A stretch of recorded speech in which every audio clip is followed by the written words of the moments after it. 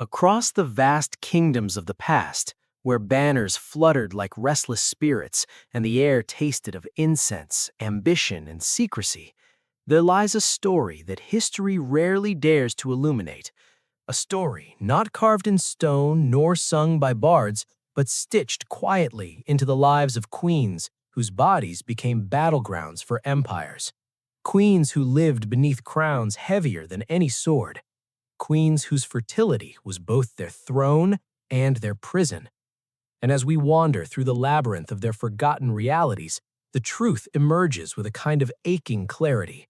Power, in its most ravenous form, demanded life from them, literally, and the cost of royal bloodlines was a debt paid in flesh, in tears, in lineage, and in broken destinies. Imagine entering a marble palace where chandeliers drip with crystal, where the scent of roses lingers across gilded corridors, and where every footstep echoes not with the confidence of royalty, but with the trembling urgency of expectation. From the moment a queen crossed the palace threshold, she ceased being an individual and became an inheritance machine, a living vault entrusted with producing heirs like a divine obligation. Her value was measured in cycles, her worth in pregnancies, her influence in the number of children that survived past infancy. Royal physicians monitored her as if she were a sacred laboratory. Court astrologers charted stars to predict the sex of her unborn children. Midwives whispered ritualistic blessings, while noblewomen observed her every breath as though her lungs carried the future of the nation. And behind all this, behind the silk curtains and gold-threaded gowns, behind the poised smiles she wore at banquets, lay an unspoken dread so heavy it could make her bones ache. What if she failed?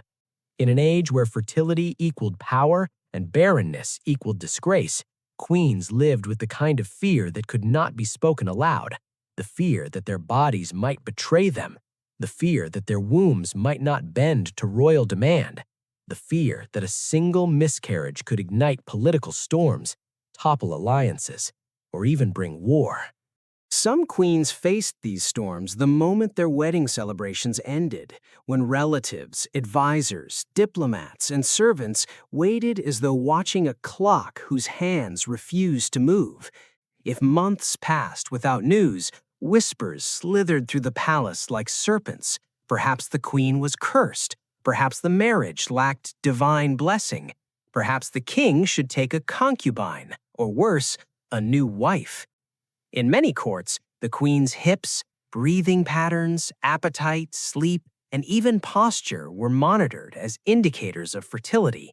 She was expected to produce children with the predictability of seasons, and each failure, each delay, each complication was pinned to her like a crime.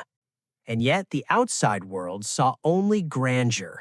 They saw portraits painted with perfect lighting, showing queens holding babies like symbols of hope, unaware that behind those soft smiles were stories of blood loss, sleepless nights, and bodies pushed beyond limits. That is the hidden truth of history's fertile queens. The world celebrated their success, but ignored their suffering. They were praised for bringing 10, 12, even 15 children into the world, but no one spoke of the toll it took. There was the queen who gave birth 14 times in 18 years, her body weakening with each pregnancy until she could barely stand without trembling. Yet the court still demanded more, telling her that the kingdom thrived under her fertility.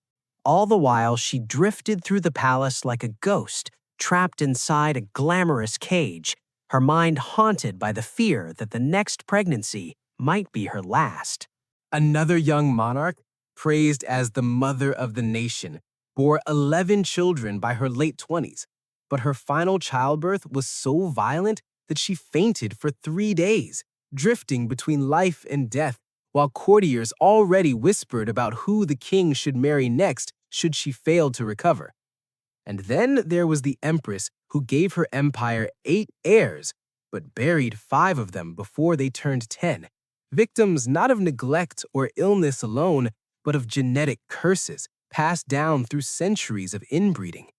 She held her dying children in her arms, knowing the world blamed her for transmitting weakness, while the truth lay buried in the ancestral marriages arranged long before she was born. Still, she carried herself with dignity, even as she carried grief like an iron chain.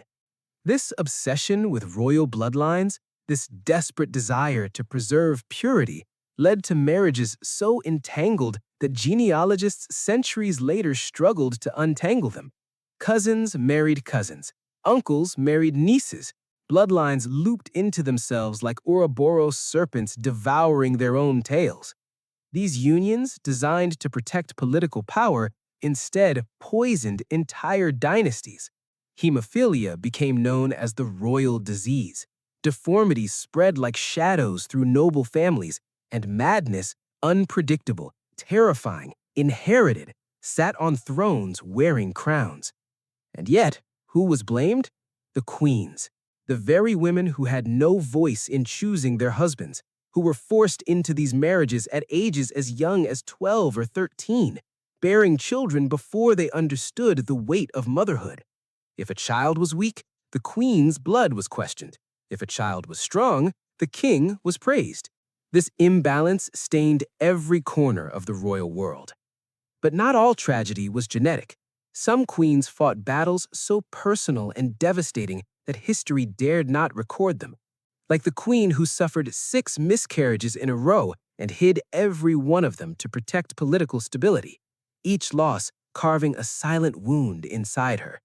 Or the queen who bore a stillborn child and was forced to attend a council meeting the next day pretending nothing had happened because the kingdom could not afford emotional vulnerability. Or the queen who watched her husband celebrate the birth of their son, not with her, but with his mistress, because in that court, the queen was responsible for producing children, not for receiving affection. These are the truths history left out. And yet, in the cracks of these tragedies, something extraordinary flourished: the resilience of queens. They were more than vessels. They were strategists, operating in a world that underestimated them. One queen used her many children as political chess pieces, marrying them into rival kingdoms until she controlled Europe not by war, but by motherhood. Another queen pretended to be pregnant for months to buy time while she secretly fortified her army and negotiated alliances, saving her throne from enemies who believed she was physically weakened.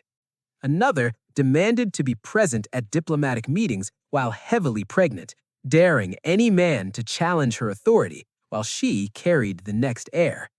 These women wielded a power deeper than the crown itself, the power of endurance. But despite their resilience, their lives were not their own. Even the act of giving birth, something deeply private, became a royal spectacle. Childbirth rooms were filled with nobles, priests, physicians, and witnesses whose sole purpose was to ensure the baby was legitimate and alive. A queen could not cry out, faint, or request privacy. She had to perform strength even as she fought for her life. And many did not survive the ordeal. Some queens died moments after delivering their children, sacrificing their last breath to bring an heir into a world that would barely remember their name. Some were mourned for a day, respected for a week, and replaced within a year. Their children were raised by nurses, rarely knowing the woman who died for them. The emotional cost was immeasurable. Queens lived in gilded isolation, surrounded by people, yet profoundly alone. Their children were taken from them to be raised as political figures rather than human beings. Their husbands often treated them as distant ornaments, and their courts scrutinized every decision they made. They had no room to grieve, no time to heal, no right to rest. Their crowns were symbols of glory to the world, but inside they felt like shackles forged from duty and expectation. Even when they succeeded, their success was not their own. It was credited to the dynasty, the king, the gods. And when a queen's childbearing years faded, when her womb was no longer useful to the monarchy, she became a relic, respected in name, ignored in relevance.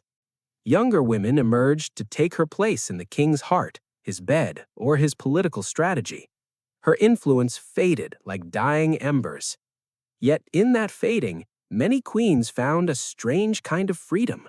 No longer bound by reproductive expectations, some became advisors, negotiators, even rulers in all but name. They mentored their children, forged alliances, wrote letters that shaped diplomacy, and offered counsel that shifted empires. While the world saw them as past their prime, they quietly shaped the future. But still, their sacrifices were forgotten. History wrote them as mothers, not as thinkers, as wombs, not as warriors, as symbols, not as souls. And this is where the tragedy deepens. The very queens who preserved dynasties, often at the cost of their own health, happiness, and identity, were written out of the narrative. Their contributions dissolved into the shadow of their offspring. Yet, if you listen closely to the corridors of time, if you stand still enough in the ruins of palaces, if you read between the lines of ancient letters and diaries, you can still hear them, the heartbeat of queens who endured more than the world ever acknowledged. They whisper reminders of their strength, their sorrow, their resilience, their silent revolutions. And with every whisper, the golden illusion of monarchy cracks a little more, revealing the human truth beneath. And now, as we step out of the world of fertile queens and the bloodlines they protected, a final question rises, not from history books, but from the echoes of their lives. What if the greatest legacy of these queens was not the heirs they produced, but the courage they carried? What if their true power was not their fertility, but their endurance in a world built to break them? What if the real story of royalty lies not in the crowns worn by kings, but in the scars hidden beneath the gowns of queens? Because perhaps, after all the wars, alliances, coronations, and dynasties, the truth is this: empires did not rise because kings demanded power. Empires rose because queens survived long enough to give them something to inherit. And maybe the most extraordinary twist of fate is that the world remembers the kings while completely forgetting the women who gave them life. But history, like bloodlines, has a way of circling back, and today, finally, the queens who lived and suffered silently are no longer silent, not because they speak, but because we have begun to listen.